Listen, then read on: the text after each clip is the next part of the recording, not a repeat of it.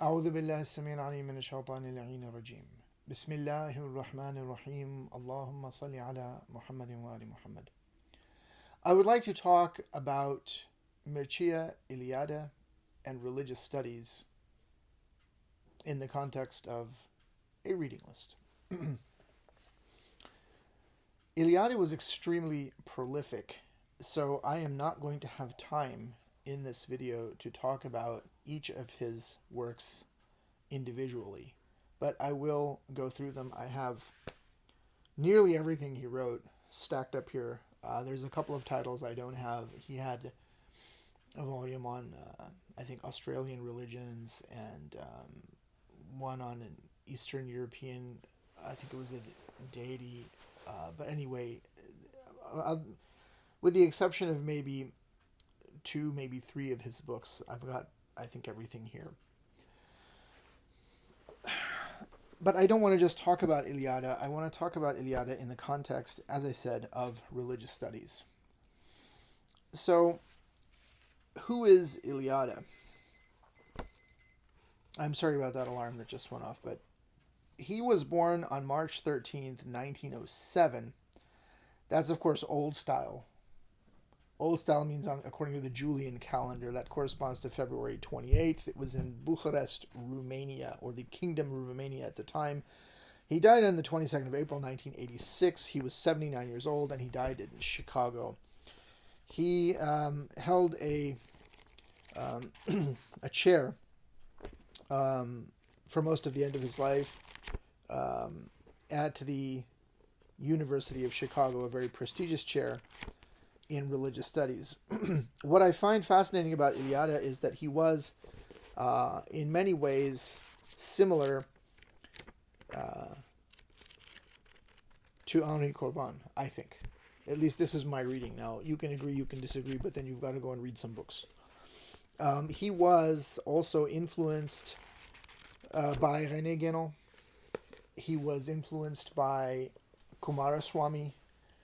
Those of you who are new to the channel, you should be aware that I have a René Guénon reading list as well, and I have a very long and ongoing series of lectures on René Guénon's The Reign of Quantity and the Signs of the Times. I also have a Corbin reading list. I also have a Coomaraswamy reading list. So you might find those useful if you want to understand why I find Eliade interesting. So Eliade is quite important for religious studies. In fact, after his death, they either established a new chair in his name, or they just took whatever chair he held and named it after him, the Mircea Eliade, or the Eliade Chair in Religious Studies at the University of Chicago. I believe that the current occupant of that chair is the scholar of Indic religions, if you prefer Hinduism in quotation marks. I don't like that term. I have in mind, of course, Wendy Doniger, who's considered very controversial in today's Hindutva-dominated Indian La Land. But coming back to Eliade, Eliade is extremely important for religious studies. Now, if you look at the emergence of this as a field in the Western world, it originally was known as history of religions. That was a term that was in vogue for a while. Then it was comparative religions, and now it seems to be the Western Academy, at least in the U.S., America, the one I'm most familiar with, has settled upon religious studies.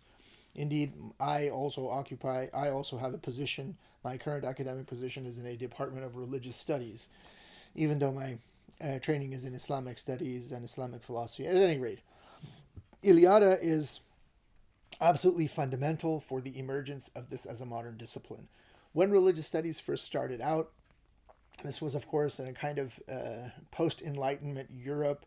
There's a tremendous amount of skepticism with regard to religion. There were studies by people like Sir James Frazer that were done, kind of early version of an anthropological approach to religion, but there was always some sort of attempt to explain religion as emerging in a kind of animism. Guénon had much to say against this idea.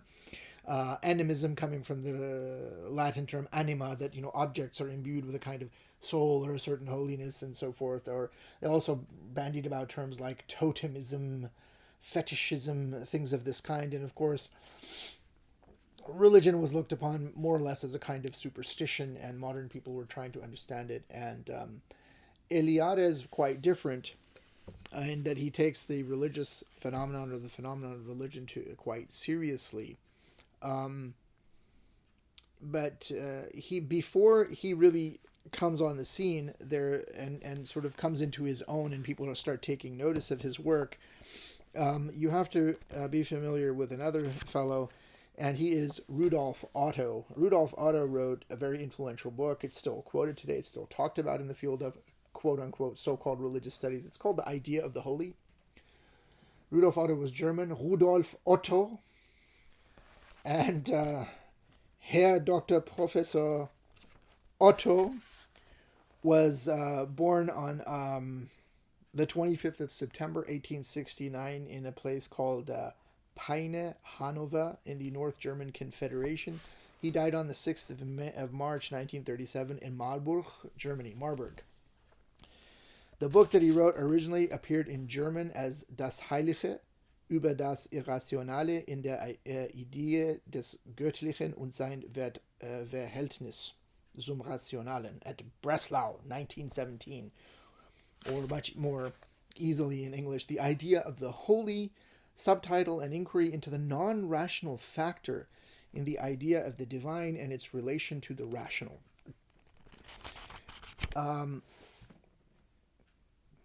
So Otto approached the notion of religion as a kind of non-rational, not irrational, but non-rational experience of holiness, and he introduces the term the numinous. On the blurb at the back of the book, this is by the translator, I quote, "Before religion became morality touched with emotion," and that phrase is in quotation marks, "it was the emotion itself, or a group of emotions, and it still is. Those emotions are, in the translator's summary, the feeling of the uncanny, the thrill of awe or reverence, the sense of dependence, of impotence or of nothingness, or again, the feelings of religious rapture and exaltation. The author of the present book calls them the non-rational feelings, the sense of the tremendous, the mysterium tremendum, the awful. Awful in its original sense of awe, A-W-E. Not awful in the modern American sense of bad. In the sense of modern American sense of the word awesome. Awful, the mysterious. In other words, full of awe. Awful, the mysterious, or, in a word of his own choosing, the numinous. Both author and translator make it clear that religion must accommodate both the numinous and the ethical. Then the book, The Idea of the Holy, Das Heilige, which is fundamentally an inquiry into the non-rational factor and the idea of the divine and its relation to the rational, is a book which has established itself since the English translation first appeared in 1923 as a classic in the field of religious philosophy. So Otto was a serious scholar of religions. He comes from a Protestant Christian background, however. Like many of the scholars of religion at that time, that was their background. And this is a book which Eliade reacted to. And he wrote an equally, if not more, influential book as a kind of way of engaging with the scholarship of Otto, and that book is entitled The Sacred and the Profane. So both of these books are very inexpensive, and they're worth reading. I mean, if you only ever read one book by Eliade, you should read this one. But if you're going to read it, you should read it along with Rudolf Otto. And I think I bought these for a couple of dollars. There are many editions of this that are floating around. If you go to a used bookstore or go on a used book thing online, you should be able to find them for very little money. So immediately from the first page, the first sentence of this book, Eliade says, the extraordinary interest aroused all over the world by Rudolf Otto's Das Heilige, or The Sacred, published in 1917, still persists. This is page 8 of this edition. Its success was certainly due to the author's new and original point of view. Instead of studying the ideas of God and religion, Otto undertook to analyze the modalities of the religious experience. Gifted with great psychological subtlety and thoroughly prepared by his twofold training as a theologian and historian of religions, he succeeded in determining the content and specific characteristics of religious experience. passing over the rational and speculative side of religion, he concentrated chiefly on its, here he says, irrational aspect. And again, he introduces the term of the numinous. So again, he goes through all of this on the next page, page 9, talking about the characteristics of this experience with this terrible divine power manifested in divine wrath, the feeling of terror before the sacred, the awe-inspiring mystery of the sacred, its majesty, the overwhelming superiority of power that we find in the notion of divinity, etc., etc. What Otto called in German ganz andere, the holy other. Now, that's his point of departure. Eliade then, very early on in the book, page 11, under the heading When the Sacred Manifests Itself, and we must remember the title of the book is The Sacred and the Profane. In case you're wondering, he originally wrote this in French, and it was translated into English by Willard R. Trask. So on page 11, Willard R. Trask translation, he says, man becomes aware of the sacred because it manifests itself, shows itself as something wholly different from the profane. So that's what the sacred is. It's different from the profane. To designate the active manifestation of the sacred, we have proposed the term hierophany. It is a fitting term because it does not imply anything further. It expresses no more than is implicit in its etymological content. Hierophany, from the Greek, simply meaning the sacred showing itself to us, showing itself to man, to human beings. And the whole rest of the book deals with this idea of hierophany. Now here, I think what Eliade did is he just took one word and replaced it for another, because the term which Corban likes, and I said there are similarities with Corban. Corban often uses the term, he does use hierophany, but more often he uses the term theophany. And he's very consciously using that term as an Arabic translation because Corban is mainly working on Islam. He also worked some on pre-Islamic Persia, but mainly he works on Islamic philosophy. He has in mind the Arabic term tajalli, which we find in Sufism and other disciplines, which means the act of divine manifestation. So at any rate, I find Eliade to be quite interesting. And I'm going to just quickly run through his books, which I found the most interesting, and then I'll go through a big list. So, like I said, this is pretty important, but the first book of Eliade that I ever read, I had known about Eliade for quite some time. I think I first heard of Eliade when I was an undergraduate, and that was, again, this is before the internet, and I used to go to the library, and there was an encyclopedia called the Encyclopedia of Religion, and it was edited by Eliade. Eliade was still alive, I think, at that time. He was pretty old, but he was still alive. And it was a very interesting encyclopedia. There were entries on all aspects of world religions, and so I found it to be quite interesting. That's where I first heard of him. And the first book of his, which I actually bothered to get a hold of and read, this is actually one of his easier reads. It's called The Myth of the Eternal Return, or Cosmos and History. And I think maybe when it first came out, the first edition may have actually been called Cosmos and History. But at any rate, this is a later edition. This is Princeton University Press, The Myth of the Eternal Return. All of these books of Eliade are all still in print, to my knowledge. But this is the first book of his which I read, and I found quite interesting. And another book of his, which I read while I was at Princeton, I was very interested in Eastern philosophy in those days, and I was reading a lot of Indian philosophy, Chinese, Buddhist philosophy, and so I came across his study on yoga, immortality, and freedom. And I remember, I think I got this for $5 at the Princeton University book sale. This is one of the most interesting treatments of yoga that's out there. So, yoga is not just a bunch of postures. It's a whole philosophical school in Indian or Indic philosophy. Another extremely interesting read, if you are interested in the phenomenon of religion as such, which I very much am, is his book Patterns in Comparative Religion. Again, I'm not going to give you publisher and date and so forth. There are many editions. You can just search this on Amazon or wherever, and you will find the latest edition. So those are his most interesting books for me that I've actually used and read seriously.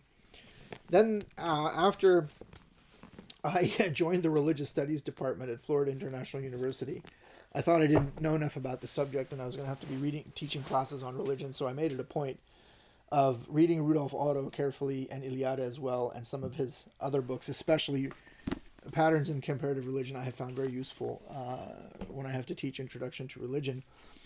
There's a more sort of encyclopedic treatment of religion as such by Eliade in 3 volumes. Again, these are also in print, still in print, and I want everyone to know who's watching this video as we go through this, I did not buy any of these new. I bought every single one of these used for very reasonable prices. So this is his History of A History of Religious Ideas. Volume 1 is from the Stone Age to the Eleusinian Mysteries. The Eleusinian Mysteries is an ancient Greek mystery cult, if we may call it that, mystery religion. Volume 2 is from Gautama Buddha to the Triumph of Christianity.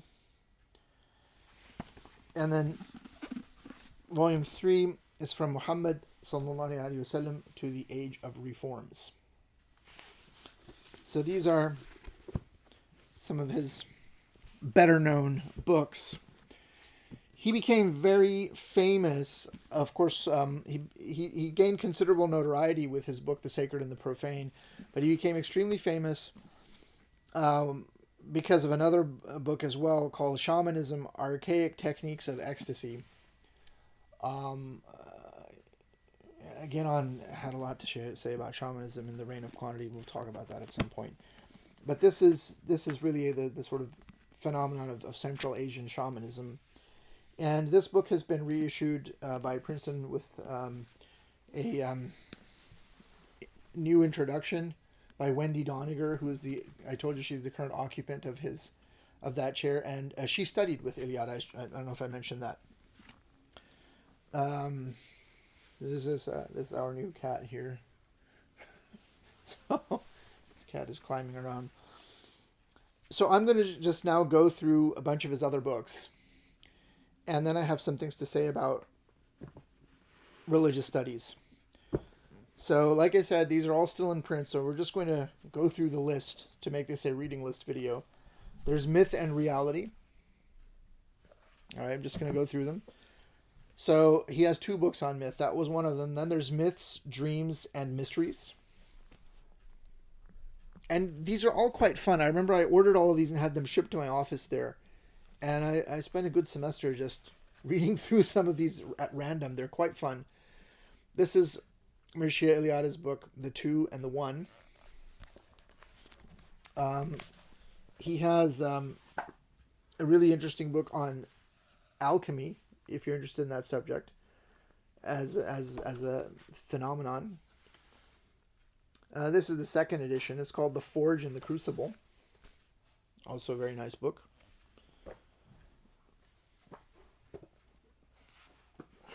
He also was interested in sacred art, hence his some influence from Kumaraswamy. This is Symbolism, the Sacred, and the Arts. And we've got another book he has on symbols, Images and Symbols, Studies in Religious Symbolism. And just to wind up, he has a study of witchcraft and the occult. Also with reference to the modern world, what he calls cultural fashions. So this is occultism, witchcraft, and cultural fashions. Again, all of these you can buy used. And this is a pretty important essay he has on the quest, history, and meaning in religion. So I have some issues, I take issue, I should say, with the way religious studies is presented in the modern world. There is an attempt is made to look at religion so-called objectively, And all of this kind of approach is very much tinged with scientism, which is a religion as well. At least it's functionally equivalent to a religion. And a certain kind of materialistic approach is taken. Again, this is a manifestation of the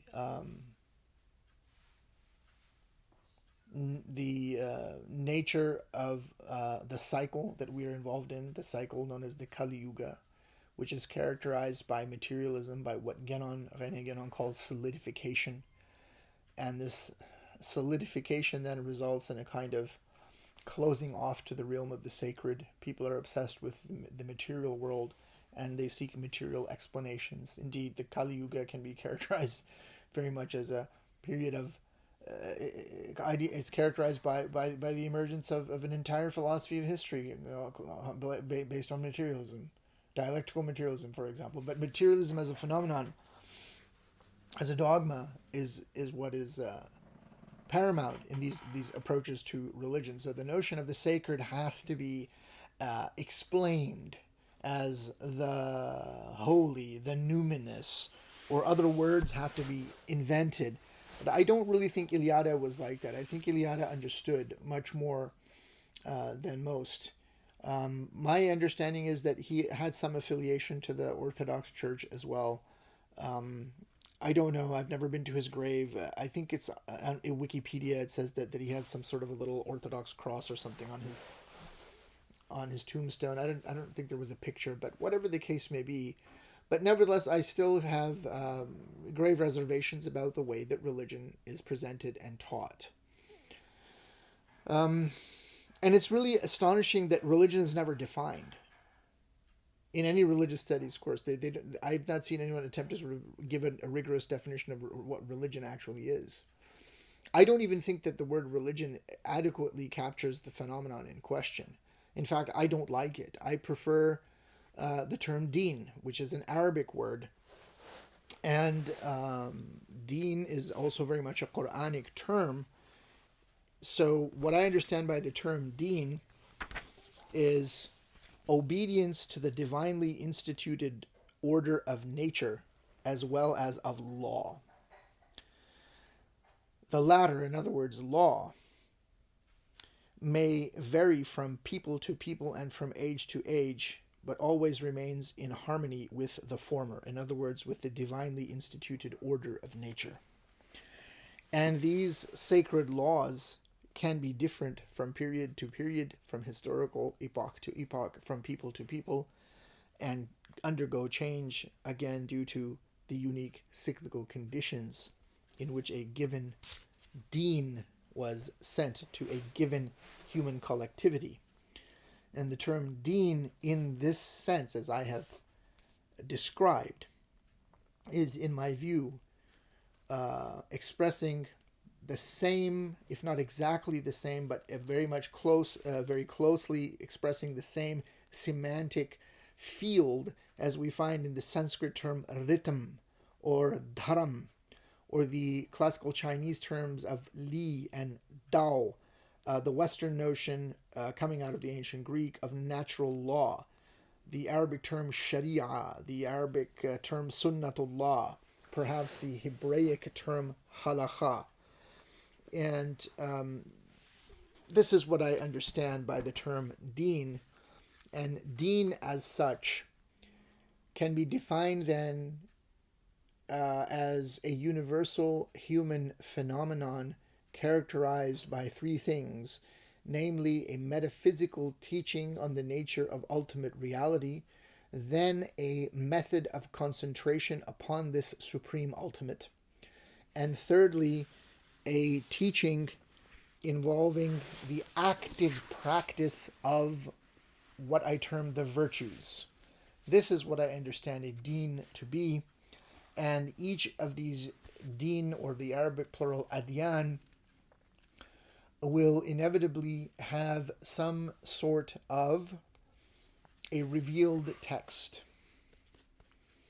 which embodies the elements which I have set out in points 1 through 3, if you have been paying attention. If you have not, rewind the video. So this is what I understand religion to be, what I understand Deen to be. Again, I prefer the term Deen. And implicit in the Western approach is this idea that we first have chronologically the emergence of some kind of a polytheistic understanding. And through a kind of ameliorative process of historical change and development, or evolution, ideas which I am against, the idea of monotheism emerges, in particular with a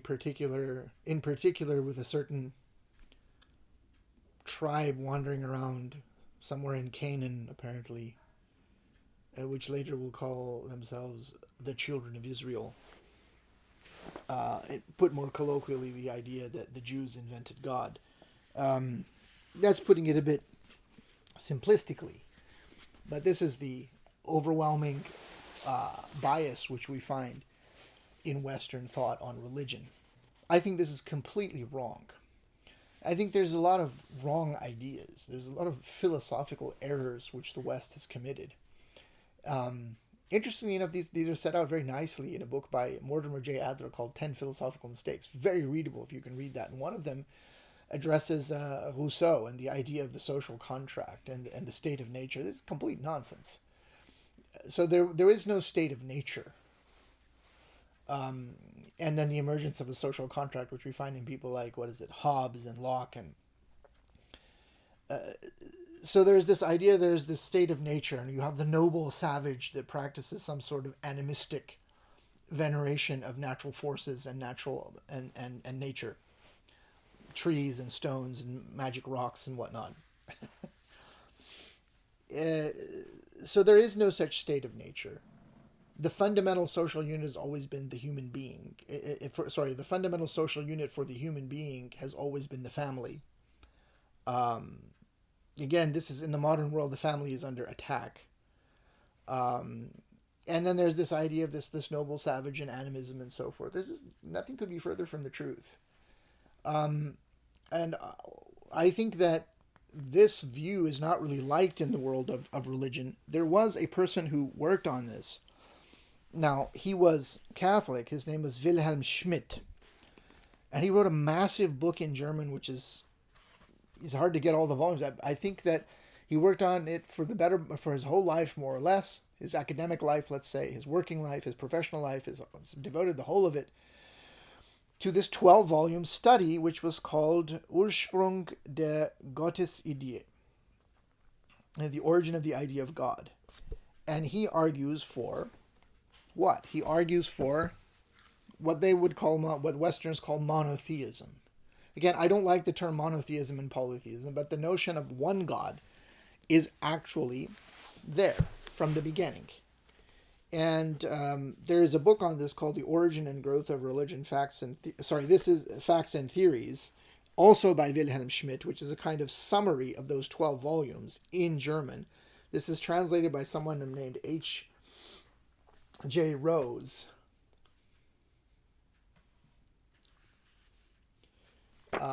And this is worth looking at. There's another book, this, however, is by an evangelical Christian called In the Beginning God, A Fresh Look at the Case for Original Monotheism. But again, these kind of ideas are not liked in the world of religion. So these are both important works that argue this. But again, the notion of monotheism. Muslims also like to say, well, we're monotheists. Well, the word monotheism doesn't really translate into Arabic anywhere. What Muslims have as their religious doctrine is called in Arabic tawheed, and tawheed is from the verb wahada yuwahid, which means to unite or unify or make one. But the monotheism, polytheism dichotomy, if you like, is something I think is not really real. And what we should really think in terms of is tanzih and tashbih, or transcendence and immanence, or what is better rendered as incomparability and similarity. So what you have is you have the ultimate reality, and this ultimate reality is a supreme ultimate, and conceived of in terms of its essence, the divine essence. It is utterly simple. meaning it has no composite nature, no composition of any kind. And then various adyan, or if you prefer religion, speak of different kinds of manifestation. And this is how we get the universe. And at different times in history, one has dominated over the other. In other words, comparability or tashbih has dominated over tanzih. And this is what people perceive as a so-called kind of polytheism. This idea actually is spelled out in great detail, but not very accessible unless you really understand the Quran. And that is by Muhyiddin ibn al-Arabi in his book Fusus al-Hikam, The Bezels of Wisdom, chapter 3. So go and look at that. And if you know Arabic, it's better you read it in Arabic. The English translations are all lousy. I mean, if we have to choose among all of these, the least worst is the one by is the one published by Paulist Press. What was the name of that guy? It's slipping my mind at the moment. Austin, the R.J. Austin translation. So that, I think, is a much more nuanced understanding of the phenomenon of religion. So I'm just giving you my thoughts on that. Before we conclude this video, I would include a couple of other people who are either similar to Eliade or actually were close to him. So we'll begin with the one who was close to him, and that is Ioan Couliano, another Romanian figure, Romanian intellectual. He studied with Eliade, and he wrote a very, very perceptive book entitled Eros and Magic in the Renaissance. This is an extremely relevant book for the modern world if you want to understand how people are controlled. This book really relates very much to the realm of modern magic. By which I mean modern magic, I mean advertising, PR, public relations, spin doctors, propaganda. There is a magical element in it. If you want to know what it is, you need to read Couliano's book. And it goes back to a medieval thinker by the name of Giordano Bruno and his text in Latin, which is also available in English, called On Binding. Couliano wrote another work which was published posthumously called Out of This World, Otherworldly Journeys from Gilgamesh to Albert Einstein.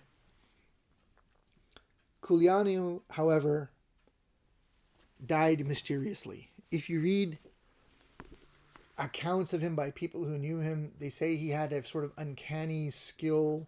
He was very good at casting people's horoscopes. He knew some various occult sciences, people claim. And he was murdered. And the murder remains unsolved to this day.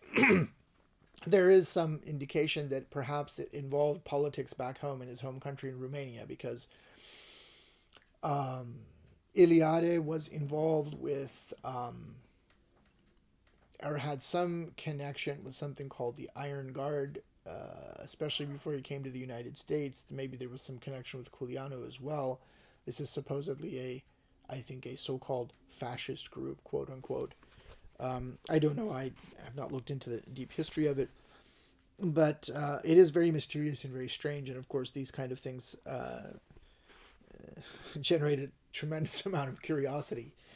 And there's a really interesting book, if you're curious, on this by Ted Anton called Eros, Magic, and the Murder of Professor Couliano. So there it is. So you can have a look at that. I don't know. There's all sorts of theories floating around about what actually happened. In all likelihood, it was probably just a politically motivated murder. And as we say in the Islamic tradition, Wallahu a'lam, and Allah knows best. So there's another figure, and I haven't read him in too much detail, but he's very similar to. I think he's very similar to Eliade. Eliade lived in India. And he went and he studied there. He was very, very fortunate. He learned Sanskrit, and I think he also learned Bengali. And he was a student, actually, of Dasgupta. Dasgupta was a great scholar of Indian philosophy. He has a 6-volume, I think, history of Indian philosophy, and he studied in Cambridge and all these things. So there's another figure who went to India, learned the languages and so forth, and I think these are also interesting books. I didn't mention, but Eliade also wrote some kind of a memoir of his time in India, as did this other figure, namely Alain Daniélou, who was a Frenchman. And I think he was a really great Indologist. I haven't read all of his books. I don't have all of his books. Some of them are about topics which don't directly interest me, so naturally I don't have them. Even though I do have a lot of books, I don't have all of them, and I don't read everything. You have to pick and choose. The best book ever written, in my view, on the mythology and the gods and goddesses of India is this book, The Myths and Gods of India, by Alain Daniélou, the classic work on Hindu polytheism. This is the only book you really need on that topic, in my view. What fascinates me about Alain Daniélou, and then we'll conclude the video, is that he was a musicologist. And he knew Western music very well. And I like to listen to music, but I only listen to traditional music, mainly classical Indian music. And of course, we're still in Muharram and Safar, and then so we don't listen to music at all until Rabiul Awwal. But when I do listen to music, I like classical Indian music. And Alain Daniélou is the only person I know of who not only learned classical Indian music, he as a musicologist, and mastered it, but he also wrote some very penetrating works on the subject. So this was published in 1949. I found this used online. It's called Northern Indian Music. It's in 2 volumes, Theory and Technique. So you can look at it here. As you can see, this was discarded from some library, and I found it online and bought it. And this is volume 2. I actually, yeah. And so in volume 2, he looks at the main ragas, or the main rags, the melodic compositions of classical Indian music. So to give you an example, and he has the musical notation. It's very nice, you know. I can't read sheet music or anything, but I just wanted to have this book. Because he gives the whole background of each Indian rag. And so, for example, here's then the rag Bhairavi group he has, which is an after sunrise. He gives the description, and he quotes the original Sanskrit with the Devanagari writing system. It's a very nice book. So I'm very impressed with Daniélou. And finally, he wrote, I think this is probably the most profound book I have read, and I have not read many on this topic. Music and music theory is not something I am very profoundly educated in, but I am a consumer, so to speak, or an admirer of classical music, classical Indian music in particular. But this is a book called Music and the Power of Sound, the Influence of Tuning and Interval on Consciousness. It's a very, very interesting book. And in this book, he deals with music and musical scales and the metaphysics. So he begins with metaphysical correspondences in chapter 1, and then he looks at the different musical systems that we find around the world, the structure of musical sounds, the relations between the sounds, the fifth and the octave, the fifth and modulation, harmony and temperament, and the melodic expression or harmonic expression of music. Then he has chapter 3, which deals with the measurement of intervals and harmonic sounds, and there's a lot of detail there. The cycle of fifths, the musical theory of the Chinese. Chinese music is a pentatonic scale.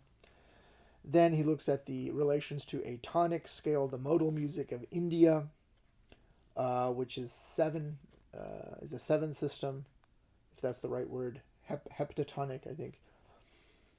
And then he looks at the system of the ancient Greeks, the Western scale and equal temperament, and then the scale of sounds. There's a lot of musical detail in here, but it is a very profound analysis of the influence of tuning and interval on consciousness. And so another aspect of the modern world And again, this all ties in with my readings on Genon, for example, and other traditionalists. There's a lot of sound pollution with especially the emergence of this kind of full spectrum digital world that people are constantly connected to now because of their phones. They're constantly scrolling, they're constantly interacting with the world through some sort of app or some digital means. This is a kind of electronic or digital mediation of reality. And this phenomenon did not exist so much when I was much younger. You wouldn't see people walking around with earbuds. Now you see them everywhere, and sometimes they're talking because they're talking on the phone, and they look like crazy people, in my view. So they're constantly hooked up, and they're constantly listening to some sort of music. Most people have some sort of a playlist.